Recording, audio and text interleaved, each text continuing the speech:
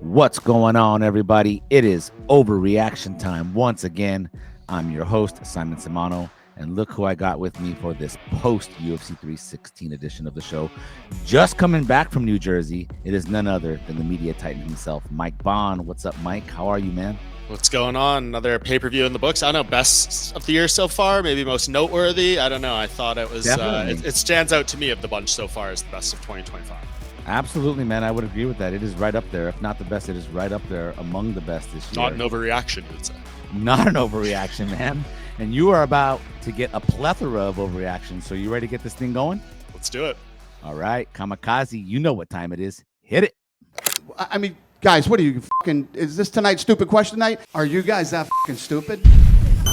You can't be that fucking stupid. Who gives a shit? One of the dumbest things I've ever read in my life. Fucking common sense. Everybody knows that.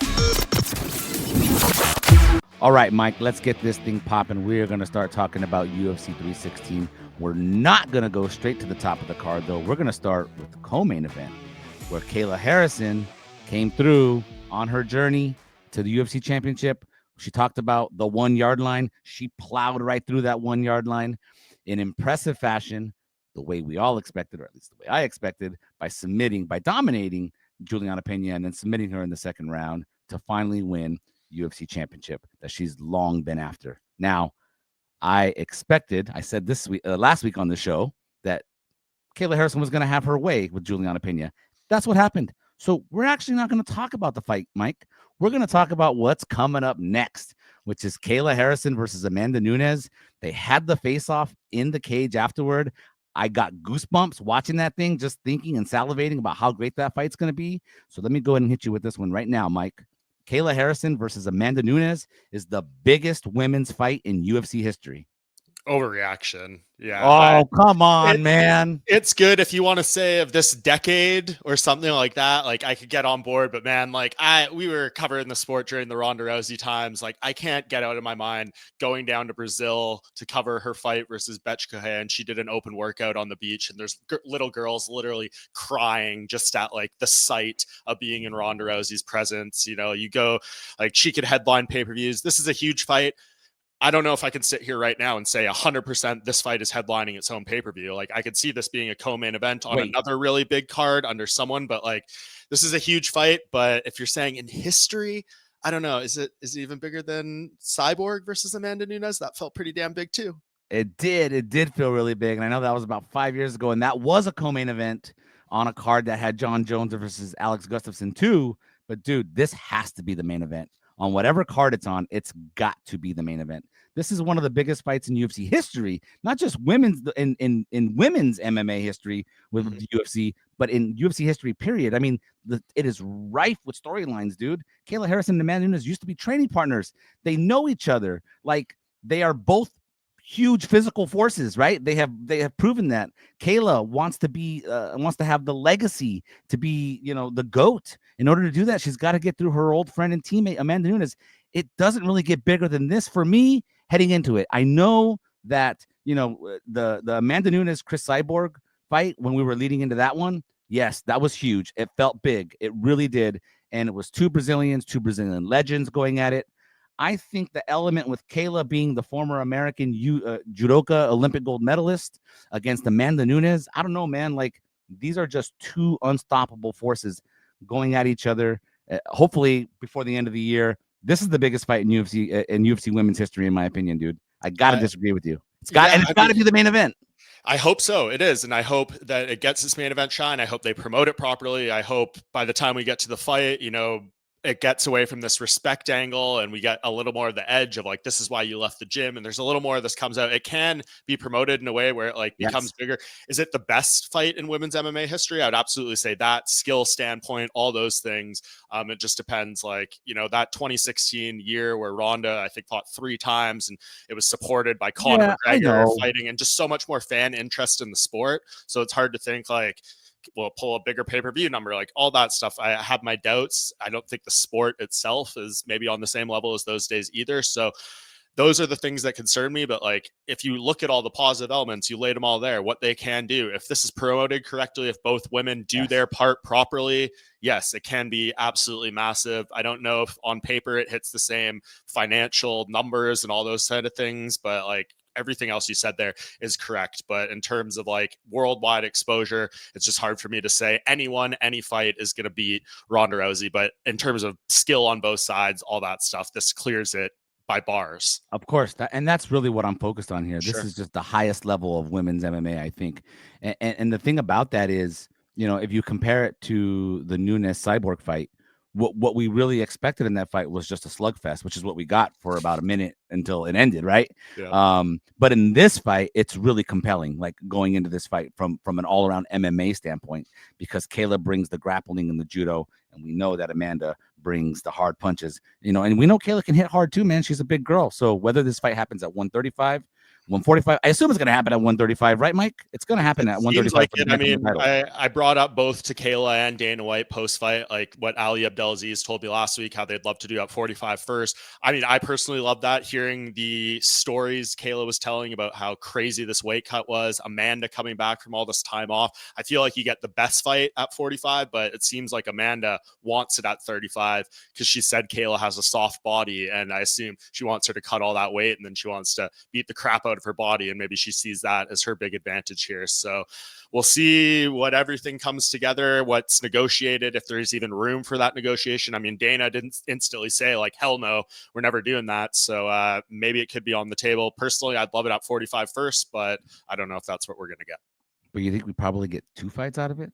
Think we get 2 fights out of Amanda Nunes seems very emphatic that she is not, this is no one-off. So if she loses, you do that. And maybe again, if you do it at 45 first, then you do the 135 at next, 35, right? and you're guaranteed a rematch no matter how it goes. So we'll see what kind of decisions they make on Tuesday in the matchmaker meeting. You know what, dude? Just sign the fight with the rematch clause. Wherever you fight it the first time, agree to fight it the second time at the other weight. Yep. I would love to see this fight twice, and we'd love to see it at both weights, because you just don't know what the X factors will be fighting with those 10 pounds.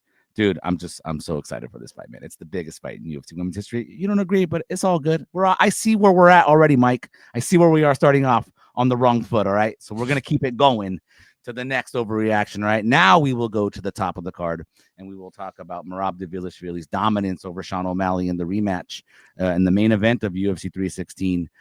Gets the finish of Sean O'Malley. It's the first finish in a long time, right? It had been Sean O'Malley. It was Merab's first submission in the UFC. Yeah, it was in the UFC, right? In the UFC, his other one was a TKO, and that was quite a ways back. I can't recall the exact timing off the top of my mind. I could pull it up right here. Real quick. His last TKO was Marlon Moraes in September 2021. So it had been a while. But if you've watched this show and we've talked about this, I expected that this fight was going to go. It wasn't going to look much different from the first fight. And ultimately, aside from a little bit of better takedown defense from Sean O'Malley, it pretty much looked like the first fight. Only this time, Merab gets the finish. Impressive, man. I mean, it's about time that everybody starts giving Merab his flowers. And I'm going to give him his flowers right now, Mike, when I tell you this. Merab Dvalishvili is him with a capital HIM, and isn't giving up the bantamweight title anytime soon. Not an overreaction. I would agree with that. He's looking like a dominant force. You could make the argument he's got through maybe his toughest fights already, especially Umar Nurmagomedov. Like that one was a massive, what if? And as we see, probably the most competitive fight. And I think he, won every judges' scorecards in terms of like, no one scoring the fight against him, wasn't a split or anything. So yeah, like I think Corey Sandhagen, you can read the story on MMA Junkie right now, his reaction to this fight, saying pretty much the only way you beat this guy is to knock him out cold. And, gotta finish him. Puncher's chance type of deal. So yeah, like, of course we know the sport. We've been watching it long enough. Anything can happen. Merab's chin is unreal for now until it's not. Right. So we'll see if someone can do it. But yeah, you're putting it on an even playing field. I think his toughest guys are behind him. And, a lot of them will be rematches from here on out, except for a couple fresh faces. So he's going to be a significant favorite in every title fight going forward. And if he continues to finish guys and look even better, that's just going to get even steeper the odds for every single matchup. Dude, You know, we've had fighters throughout the years and athletes, professional athletes in general, who have the nickname The Machine. But does nobody embody the Machine nickname quite like Merab, dude? That dude just never stops. No, truly, it's truly so apt, so fitting, and remarkable to watch every time. It doesn't get any less impressive. And now, if he's going out there and finishing guys, that's even more frightening. Yeah, dude. If he's got the finishing touch, I mean, Yeah, watch out, man. I don't know if we're in the first fight if he gets that same position. I mean, he tried a little bit to get that choke on Sean in the first round, or at least he had a similar front headlock position. I don't know if 3 fights ago his confidence is there to go for that complete finish there. Maybe he rides out the position, rides out the round. I mean, he got the tap with 18 seconds left in round 3. Maybe he just holds that out and, rides it out. But now we're seeing a more confident guy who's willing to risk more of his game and go out there and try to put a stamp on it. And that's going to be absolutely huge if he can keep doing that. Yeah, and what he's like, the thing is, what he's showing us too is he'll win over the course of 5 rounds in different ways. I mean, if you look at him compared, fighting Sean O'Malley, coming straight at it, he's going at you hard for 5 rounds. Against Umar, he said afterwards he was willing to concede the first 2 rounds to let Umar tire out and then drag him into those deep waters. And that's how that fight exactly played out. So if you've got a guy who can either start slow and finish strong because he wants you to gas out a little bit, maybe he sees a little bit of a disadvantage or something, but I'm willing to let you gas out so that I can pounce later, or he can come at you right from the start like he did against O'Malley. Dude, I don't know how anybody is going to beat him. And I don't see Corey Sandhagen having anything other than a puncher's chance. I want to ask you this real quick, Mike, though. A lot of talk about Merab and bantamweight GOAT. How close do you think he is to maybe being considered the bantamweight GOAT? What would have to happen? Because seems like the knock against him is that, his winning streak is 12 fights now. It's been impressive. 13, 12 at 13 bantamweight. So he's got a plethora of big names in that winning streak, but they haven't been title fights or title defenses. So maybe we're knocking him for not beating some of those guys in the highest of stakes. But sure, the winning streak, no doubt, is impressive. What does he have to do, though, now moving forward to maybe be considered the bantamweight GOAT? Or do you think he's already in the conversation at least?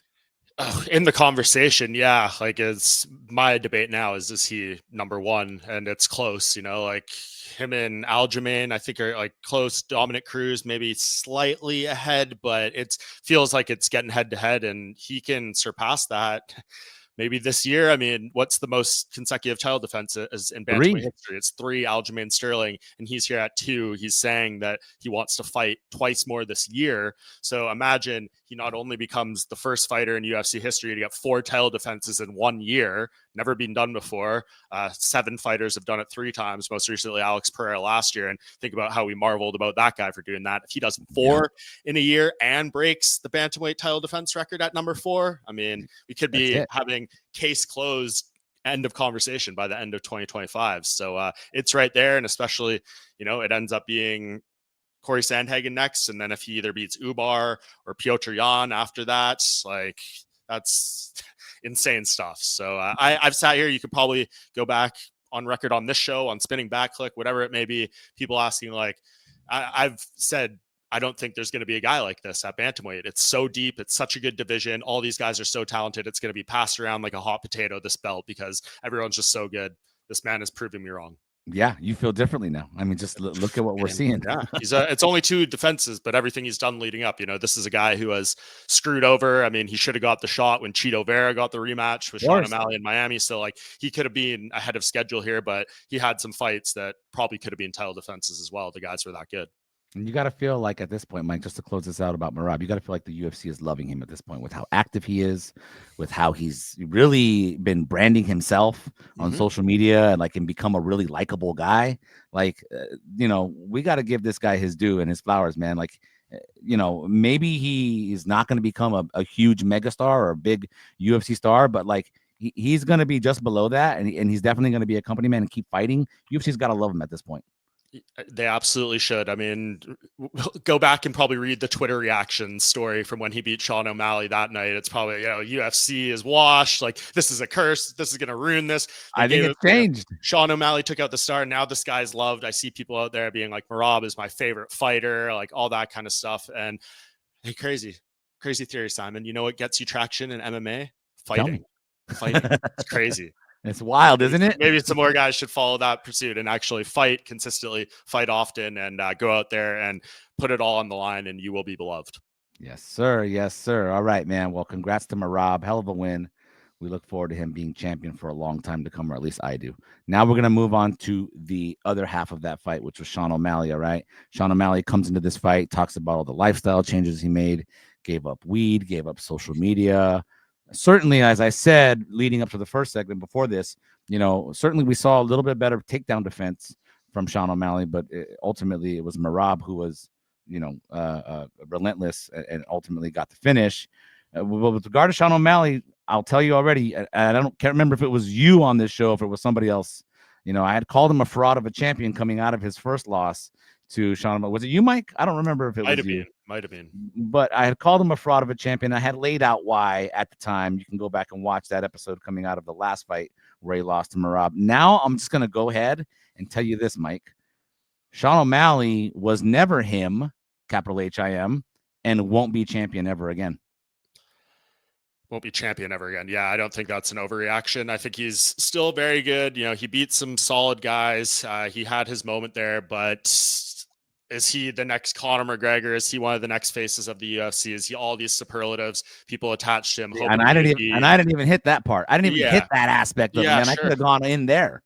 Yeah, it's that's not how it's played out, and maybe if he's in a different era, or Merab Dvalishvili himself just doesn't exist, maybe it's a different conversation. But yeah, he's clearly not everything we thought he would be, and yeah, this fight kind of proved it. And no shame, he had a title run, he had a title defense. That's more than 99% of the fighters who walk through those UFC doors and into that octagon will achieve in their career. But yeah, is he him, as you kind of alluded to? I think this closed the door and said no. I mean, the UFC obviously has loved him and wanted him to become something. That's why they gave him all the shortcuts to get the title shot, right? Once they saw that controversial win over Petr Yan, which I still maintain he didn't even beat Petr Yan, but it was a victory nonetheless. And they said, you go straight to the top, you get the next title shot. They gave him the shortcuts. You do that for somebody, and when you do that for somebody, you've got to be him. Like Conor McGregor got the shortcuts, on his rise. But he proved to be him when he at least, can't say anything about knocking out Jose Aldo in 13 seconds, right? Like even the Chad Mendes fight, things like that. And the Chad Mendes fight where he showed some grit, and then he obviously dominated like Eddie Alvarez. We did not get that from Sean O'Malley at any point. I mean, when he should have fought Merab the first time, he chose to have a rematch against the guy who was ranked 6th or 5th or 7th. I can't remember where Chito Vera was, but clearly they were giving him what he wanted. I mean, I said last week to Fada on this show, the expectations, because you hit on it. We thought Sean O'Malley had potential to be the next Conor McGregor, or at least an American version of Conor McGregor. But every time he's always been on the mic, he's just never been able to hold up with everybody. Yeah. Do you think the pressure just got to him, or is just Sean O'Malley just never really been that dude who could be both the star fighter in the cage and outside the cage? Yeah, I don't think that's his personality per se. He seems like a little more of like an introvert in that regard, like never looks the most comfortable up there in those press conferences. He's had a couple moments where, he had a good one line. Gives you extrovert energy though, with his appearance, the hair, for sure. Yeah, stuff, it does not match. And, maybe he did admit, like in the lead up, I got too attached to the character of Sugar and all that stuff. And, maybe that was part of it, like that he felt like he had to be something that was kind of outside of himself, and he shed all that. And, I kind of talked about this in the lead up a little bit more, just like analyzing this fight of all these changes. Like, not going to sit here and say everything he did was for naught because he lost the fight and lost it worse than the first time when I guess he was doing all that stuff. If he feels woken up on this Monday that he is a better man, a better father, a better whatever on his day-to-day life, then God bless him. All those changes. A small victory in and of itself. Yeah, yes. All those changes were for the best. But it being all part of this narrative, like all these changes we were talking about weren't really about the fight themselves. It's not Sean O'Malley brought in an NCAA Division I wrestler and was grinding with him every single day to get up from takedowns and stuff like that. Maybe he was, and we didn't know about it. And it just wasn't. I remember Henry Cejudo had put something out there beforehand, exactly. Like because they're in Arizona, that he called him cheap. Maybe he was too cheap with his camp. Yeah. So who knows? A lot of questions there, but yeah, obviously, He's got a little bit of an identity crisis. I feel like he was going through, and we'll see what he comes out with now, because now he has the data of, feeling he did something wrong and he lost in quote unquote like a less bad way than he did when he made all these changes that were supposed to be for the better. So it's a weird one. It's unique. I mean, it's a very intriguing situation with him, and we'll see how he picks up the pieces, because this is a situation that really tests you as a fighter. I mean, I'm sure he's quite ashamed and embarrassed and all that stuff on this week after the fight.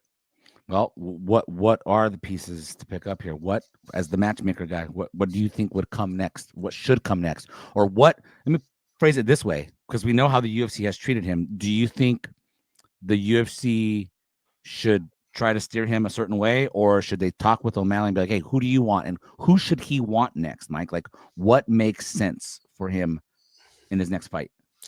Yeah, it's so tough, right? Because these guys get to the point in their careers, like he can't turn back. He can't go fight number 13 as like a warm-up fight, right? It's, if he's staying at bantamweight, you imagine it's someone in the top 6, and the guys who he hasn't fought in there are Umar Nurmagomedov, Corey Sandhagen, Song Yadong, Davison Figueroa. I mean, it's a lot of guys. He skipped over a lot of people there. I mean, if you want to go the furthest down, and we just mentioned him, Henry Cejudo, I don't think would be a terrible choice. That's about just for name value, right? Name value. There's a history between them. There's that backstage interaction they had a few years ago that was pretty awkward. It was like a scene out of The Office or something. And now Henry Cejudo is at a very late stage of his career. He has at least some elements of his style that we clearly saw showed problems for Sean O'Malley in this fight, but he is most certainly not Merab Dvalishvili at this point in his career. So I think that's one with narrative, with some zest behind it, and certainly it's still a win that could bring Sean O'Malley some value to get back on track. So I would maybe look at that, but if you really want to go like, hey, let's put him in there with someone who's not going to grapple him, Song Yadong seems like a pretty good choice for that. Yeah. Okay. All right. Well, it's going to be a long road for the Sugar Show to get back on track. Unless Merab loses, then he's right there again. But yeah, if Merab loses, then he is right there. It's the worst position you want to be, having the potential future success of your career depend on the failure of someone else's. Yeah, that is an unideal situation, to say the least. All right, Mike, let's move on now to another thing I want to talk about from UFC 316, and that is Patchy Mix versus Mario Bautista. Man, on this show last week, again, I was really not last week, sorry, when the fight got booked a few weeks ago, I was really stumping for Patchy Mix. I didn't really like the way that he was being treated, or not treated, I guess, because this was his choice, but taking the fight on short notice, it just didn't seem like it seemed like a no-win situation. Even beating Mario Bautista, I'm not sure what that would have done for him, but nonetheless, the fight played out the way it played out, and I was super disappointed, man, with the unanimous decision loss to Mario Bautista. So after watching that fight, dude, and I was pretty active on Twitter about this, I'll just say it to you now, Mike. Patchy Mix was overrated all along, and his debut proved it. I'm gonna say overreaction, because we've seen this before. Like Eddie Alvarez lost his UFC debut to Don Cerrone, and he went on to win the title. Like it's not completely out of the realm of possibility. Like the short notice thing is tough for me, because I know in theory that was it, but he said in all the interviews, like, he's been saying, like, I've been training for months. I was ready to go for this date, for this date, for this date. Like, it's not short notice for me, all that stuff. So like, if he's not going to make the excuse, well, I'm not going to make it for him either. He was ready for a fight for months, and it dropped on his lap. So, you don't get any slack from me on that one. It was more just the performance, the seeming so stiff out there. Dude, that's so stiff. No head movement whatsoever on the center line the entire fight. It was a little strange. I mean, I'm not going to sit here and act like he was a striking savant in any of his things. There was some shades of that in his last fight with Magomedov, in his last Bellator fight a while ago now, or PFL, whichever brand that was under at the time. So like, he's obviously a grappler, he's saying I'm going to submit him and his whole team and all that stuff, but he really couldn't get to the ground at all. There wasn't that many attacks to even try to bring it there until it was far too late.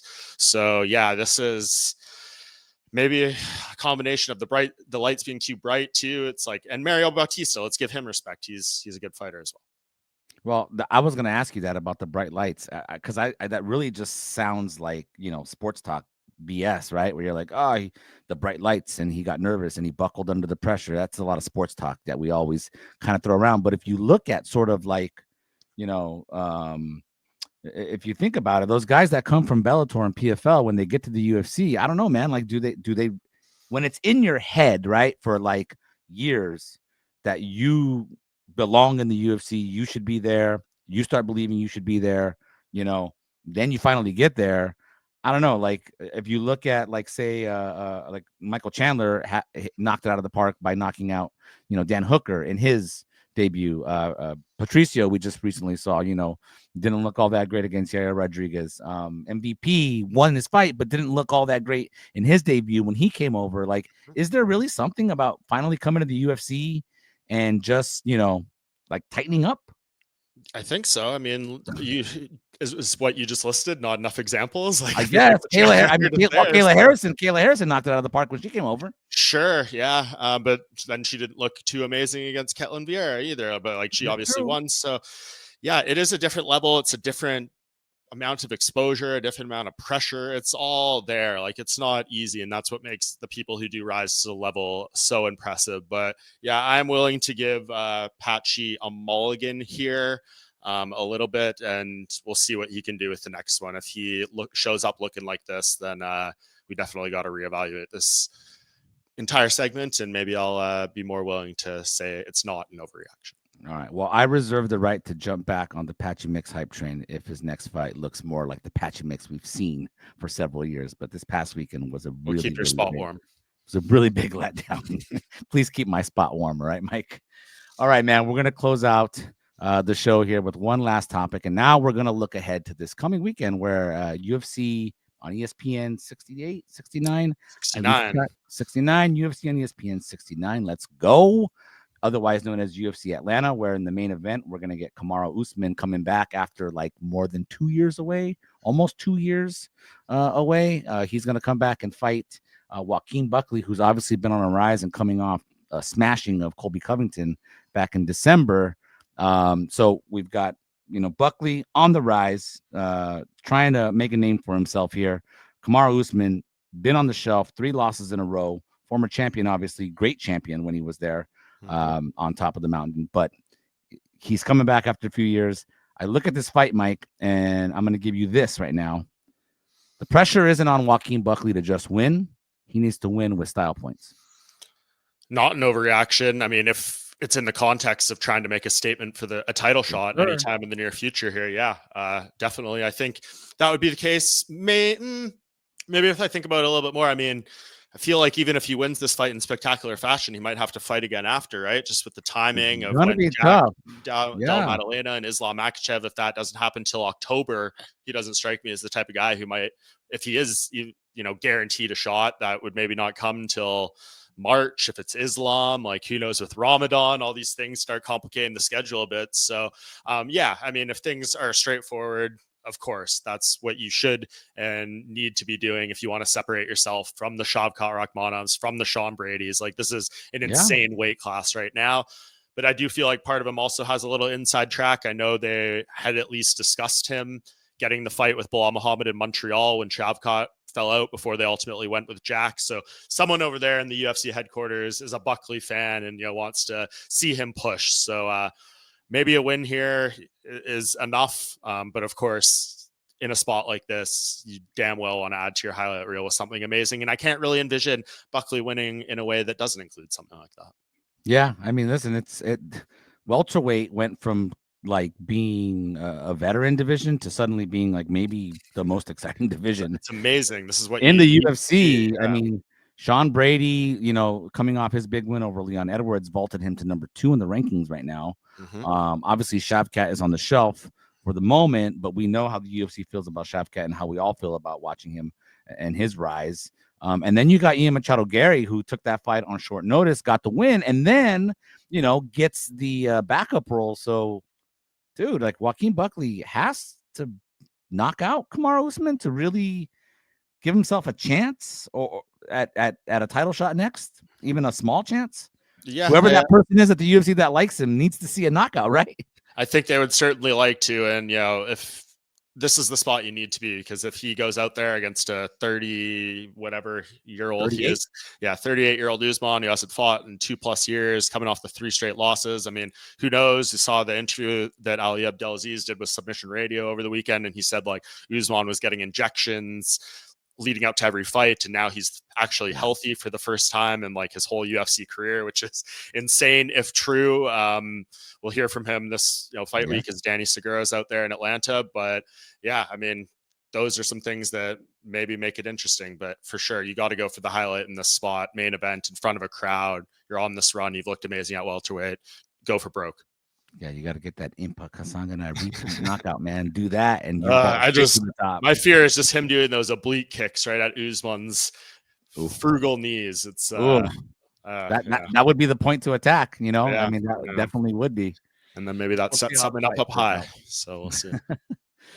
All right, Mike. Well, the time for overreacting has come to an end. Dude, I appreciate you being on the show. Hope you enjoyed it, man. It's always a blast to have you. Absolutely. Pay-per-view week afters are some of my favorite times in the sport. So much to talk about. Absolutely, man. And for everybody, please hit that like button, hit that subscribe button. I appreciate you guys so much for watching.